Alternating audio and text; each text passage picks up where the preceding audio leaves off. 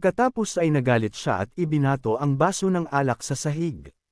Pagkatapos ay sinabi niya kay Bai na huwag mag-alala dahil ang kanyang talent ay isang S-level, ang pinakamataas na level na mayroon. Curious, nagtanong siya kay Bai kung gusto ba niyang inumin ang alak na parusa. Pagkatapos ay nagbahagi si Bai na bago siya pumunta doon, tumingin siya sa paligid at nalaman niya na hindi lamang si Xingmang ang nangongolekta ng mga zombie, ngunit lumilikha din siya ng mga zombie sa mga buhay na tao. Ang pagkakaroon ng ganoong malakas na ability na tulad ng sa iyo ay nakakapinsala at walang silbi, kaya mas mabuti para sa iyo na mamatay ng maaga. Bukod pa rito, hindi ka karapat-dapat sa aking tulong dahil ang aking talent ay isang SSS level. Tumawa si Xingmang nang marinig ito. Kinuha niya ang kanyang sandata at sinabi kay Bai na ang kanyang talent ay tinawag na Slaughter Progression. Ipinaliwanag niya na maaari itong permanenteng maglipat ng mga bahagi ng attributes ng kill target sa kanyang sarili. Kaya sa pamamagitan nito maaari siyang lumaki ng walang katapusan. Ang Invincible Top Level ability na ito ay S-level lamang. Gayunpaman, ang sa iyo ay SSS level. Natatakot ka ba na agad kang maging isang Diyos? Sumagot si Bai na malapit na siya ngunit hindi niya ito masasabi sa kanya. Sa loob, pinag-isipan niya na ang ability ni Xingmang ay lumalabas na isang unlimited growth pure combat type talent. At ang clone na iyon, tiyak na isang equipment iyon, hindi ba? Sapat na si Xingmang sa daldalan. Kaya, sumugod siya patungo kay Bai, sumisigaw na si Bai ay isang mayabang na tao. Umaasa siya na tataas ang attributes ni Bai pagkatapos ng kanyang kamatayan.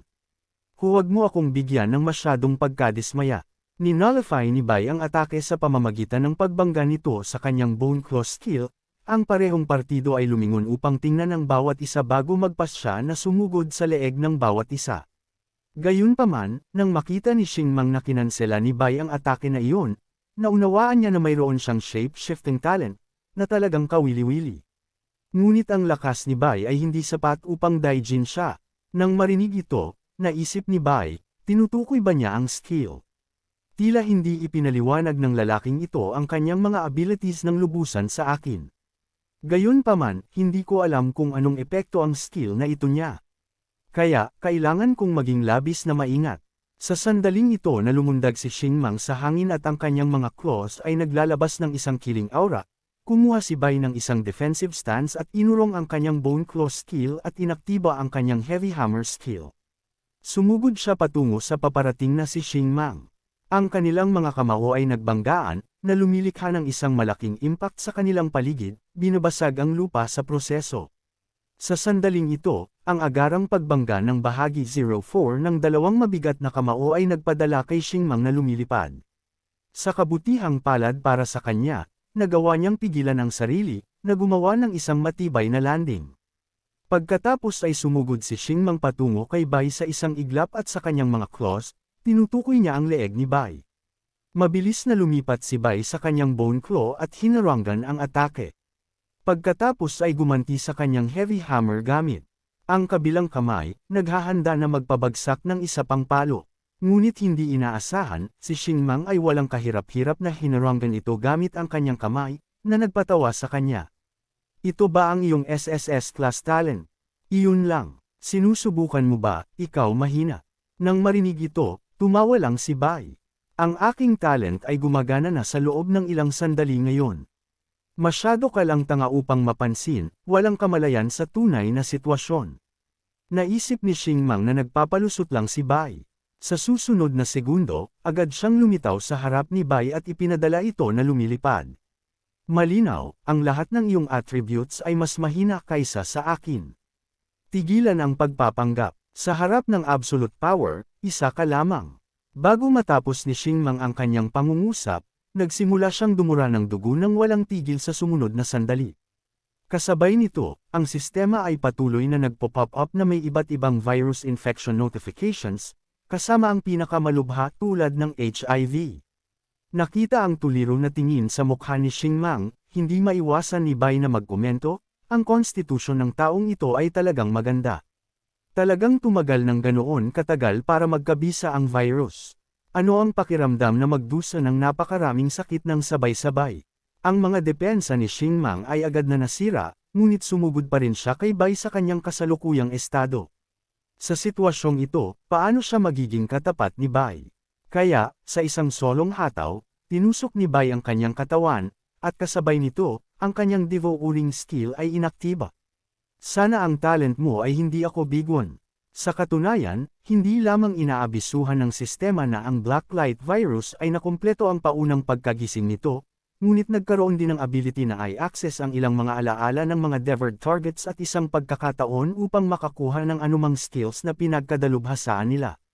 Ito ay nag-iwan kay Bai na labis na nasiyahan. Pagkatapos ay kinuha ni Bai ang equipment na ibinasura ni Xing Mang upang kilalanin ito at malinaw na pumatay siya ng higit sa isang mutated zombie dahil mayroon pa siyang C-grade crafting blueprint. Nangangahulugan ito na ang kanyang luck attribute ay medyo mataas ngunit ngayon ang lahat ng ito ay kay Bai. Matapos asikasuhin ang bagay, naalala ni Bai ang kanyang mga karanasan mula sa araw na bumalik siya sa nakaraan hanggang ngayon. Ito ay naging isang kapaki-pakinabang na paglalakbay at si Bai ay matagumpay pang nasupil ang dating mataas at makapangyarihang reyna ng Zhongqing. Boss, mangyaring sumakay sa kotse. Sa mga huling araw na ito, kailangan nating maayos na magplano at maghanda para sa mga pag-unlad pagkatapos ng descent. Bumalik sa villa, kinumpirma ni Bai na ang lahat ng mga gawain na itinalaga niya kay Song Zhang at sa iba pa ay nakumpleto. Si Luli ay nakakolekta ng isang population data mula sa lugar sa paligid ng villa upang maaari silang magsimulang maglinis sa lalong madaling panahon magsimula ang apocalypse. Natapos din ni Susan ang pagbili ng lahat ng mga supplies na kinakailangan. Sa wakas ay inangkin ni Bai na ang timing ng apocalypse ay dumating na. Sa Pioneers Chat Group, ang mga Pioneers ay agad na nakatanggap ng mensahe ni Bai. Mayroon lamang 10 minuto hanggang sa bumaba ang mga pagsubok. Kaya huwag magpakampante tungkol sa iyong mga maagang advantages at rare talents. Pagkatapos ay hinimok niya sila na manatiling kalmado dahil ang mga pagsubok ay nagdudulot ng mga panganib na hindi nila maaaring isipin. Ang dahilan ayaw niya na mawawala ang sinuman mula sa grupo sa loob ng 10 minuto pagkatapos. Ang ilan ay walang pasensya, ang ilan ay kinakabahan, at ang iba ay nasa sabik habang lumilipas ang oras. Ngunit ang isang bagay na karaniwan ay ang lahat sila ay nagpapasalamat para sa tulong at patnubay ni Bai. Nagsimula silang magbahagi ng kanilang mga saloobin habang patuloy na lumilipas ang oras. Agad na hiniling ni Bai kay Song Zhang at sa iba pa na pumunta sa bintana upang makita dahil sa lalong madaling panahon ang mapayapa at tahimik na tagpo na ito ay mawawala ng lubusan. Nagsimula ang isang 10-second countdown, at si Song Go ay nagsimulang manginig sa takot sa tabi ni Chinger. Pinakalma siya ni Chinger, pinaalalahanan siya na huwag matakot habang si Song Zhang at Susan ay lumitaw na tiwala, 3 segundo na lang. 2, 1, time's up. Ang pamilyar na sensasyon ay tumama sa lahat muli at ang Apocalypse Trial ay opisyal na nagsimula. Ang mga nakaligtas na tao ay naging evolvers at karamihan sa iba pa ay pinatay ng ibang mga species na lumitaw sa panahon ng pagsubok o kalaunan ay naging zombies. Kasabay nito, ang mga spatial rifts ay nagsimulang lumitaw sa kalangitan. At sa sandaling ito, tahimik na pinanood ni Bai ang lahat na naglalahad sa labas sa pamamagitan ng bintana. Bigla, ang boses ng sistema ay tumunog. Time Hourglass Ownership Confirmed, Beginning Binding. Hindi maganda, si Song Zhang at ang iba pa ay nandoon pa rin, at hindi maaaring ipaalam ni Bai sa sinuman ang tungkol sa Hourglass. Ngunit habang magsasalita na sana siya, nagulat siyang malaman na ang oras ay tila tumigil para sa lahat maliban sa kanya. Kahit na ang bumabagsak na eroplano ay nagyelo rin sa himpapawid. At pagkatapos ay nagsimulang kumikinang ang hourglass. Isang lila na ilaw ang agad na bumulusok sa katawan ni Bai. Ang time hourglass binding ay matagumpay, at ang panel nito ay ipinakita rin. Hindi inaasahan, nagkaroon din si Bai ng isang life-saving skill, na nagpapahintulot sa kanya na isave ang kanyang state at mag-load mula sa saved-up state na iyon. Sa ganoong malakas na life-saving skill, ang isang cooldown ng 1 oras ay hindi man lang maituturing na isang downside. Habang nagtatapos ang pagtigil ng oras, lumapit si Song Zhang sa tabi ni Bai at nagtanong, "Nagbigay ka ba ng anumang tagubilin o mali ang narinig ko?" Sinabi ni Bai sa kanya na hindi siya nagkamali at agad na inutusan sila na tiyakin ang security ng villa.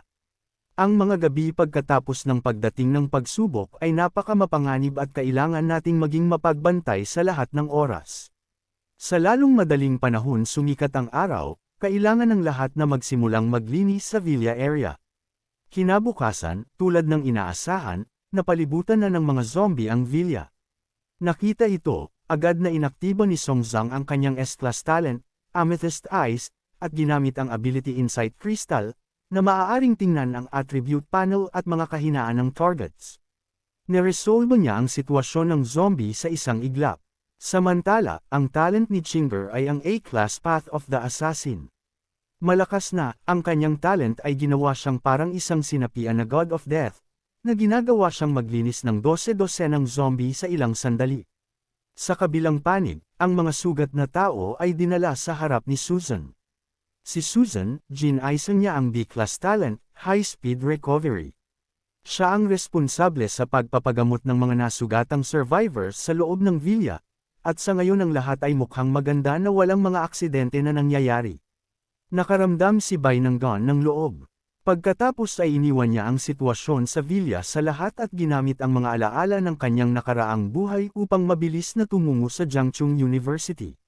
Sa oras na ito sa kanyang nakaraang buhay, isang kakaibang simbolo ang lumitaw sa Jiang University at tumagal ng mahabang panahon upang maunawaan niya ang kahulugan ng simbolo na iyon.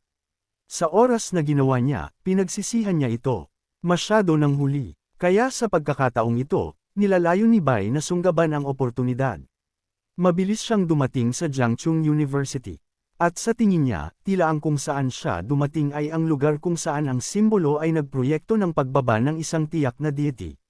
Nang walang pag-aalinlangan, si Bai ay sabik na naghanap pasulong, bigla, may tumawag sa kanya, "Hoy, young evolver, mangyaring maghintay."